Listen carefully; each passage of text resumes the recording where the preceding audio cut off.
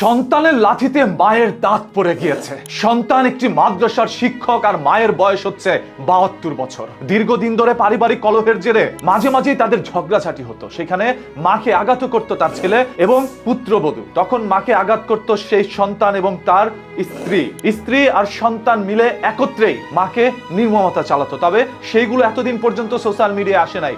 সর্বশেষ যখন স্ত্রীর সাথে মায়ের কথা কাটাকাটি হচ্ছিল তখন সন্তান বাসায় চলে আসে।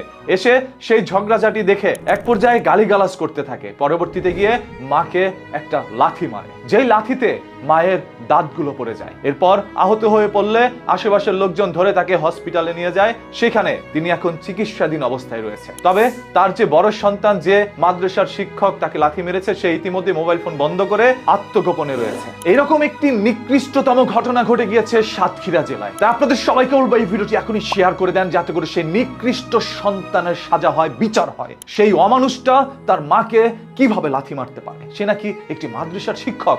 সেই মাদ্রাসার সেই ছাত্রদেরকে কি শিক্ষা দিচ্ছে যে তার পৃথিবীতে থাকা জান্নাতটাকে এইভাবে লাথি দিয়ে সরিয়ে দিচ্ছে? আরে মায়ের পায়ের নিচে তো সন্তানের বেহেশত, এটা আপনি আমরা সবাই জানি। আর সেই বেহেশতের উপরে যদি এইরকম আচরণ করা হয় তাহলে আল্লাহ তাআলার আরশ কেঁপে উঠবে। সেরকম একটি কাজ সাতক্ষীরায় ঘটে গিয়েছে। 72 বছরের একটা বৃদ্ধা মহিলা, সে তো এমনিতেই নড়াচড়া করতে পারে না, হাঁটা চলা করতে পারে না। আর যখন মানুষের বয়স হয় তখন সে বাচ্চাদের মতো আচরণ করে, অনেক কিছু বুঝেও যেন তখন বুঝে না। সেই মায়ের সাথে এইরকম আচরণ করেছে শুধুমাত্র তার স্ত্রীর প্ররোচনায় পড়ে। তার স্ত্রী হয়তোবা তাকে বুঝিয়েছে তোমার মা ভালো না, তোমার মা এটা করে ওইটা করে। আর এই কথা শুনতে শুনতে এক পর্যায়ে সন্তান আর সহ্য করতে না পেরে ধৈর্যের বাঁধ ভেঙে যায়। পরবর্তীতে মায়ের উপরে এভাবে নির্মমতা চালায়। আমরা এরকম নিকৃষ্ট ঘটনা বাংলাদেশের মাটিতে দেখতে চাই না। তাই যারা এরকম ঘটনা ঘটিয়েছে আপনাদের সবার কাছে অনুরোধ, এই ভিডিও শেয়ার করেন, যাতে করে সেই আসামিকে ধরে এনে শাস্তির আওতায় নিতে পারে। এই পৃথিবীতে তার শাস্তি হোক আর না হোক, পরকালে তার শাস্তি হবে। আল্লাহ তাআলার আরশ কেঁপেছে সেহেতু আল্লাহ এটার শাস্তি পরকালে দিবেন ইনশাআল্লাহ। আর যেই সকল স্ত্রীর কথা শুনে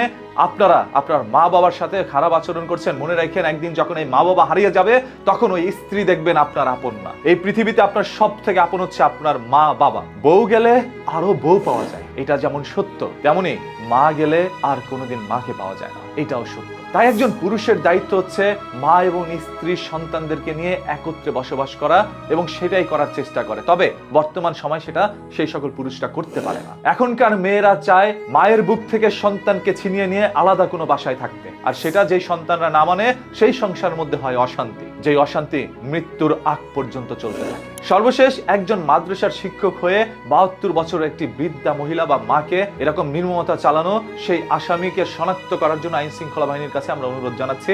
আর আইন শৃঙ্খলা বাহিনী বা প্রশাসনের আরো দৃষ্টি আকর্ষণ করার জন্য ভিডিওটি এখনই শেয়ার করে দেন। আমাদের মাননীয় প্রধানমন্ত্রী জনাব তারেক রহমান এই সকল বিষয়গুলো নিয়ে দ্রুত বিচারের আওতায় নিয়ে যায়। তাই ভিডিও শেয়ার করে সরকার পর্যন্ত পৌঁছে দেন। আর হ্যাঁ, এরকম ঘটনাগুলো জানার জন্য এখনই নিউজ কি চ্যানেলটাকে সাবস্ক্রাইব করে রাখেন। আর ফেসবুকে দেখে থাকলে এখনই ফলো বাটনে ক্লিক করে রাখেন। কথা দিচ্ছি মাটির নিচ থেকে লুকানো সত্য বের করে আপনাদের সামনে উন্মোচন করবে ইনশাআল্লাহ।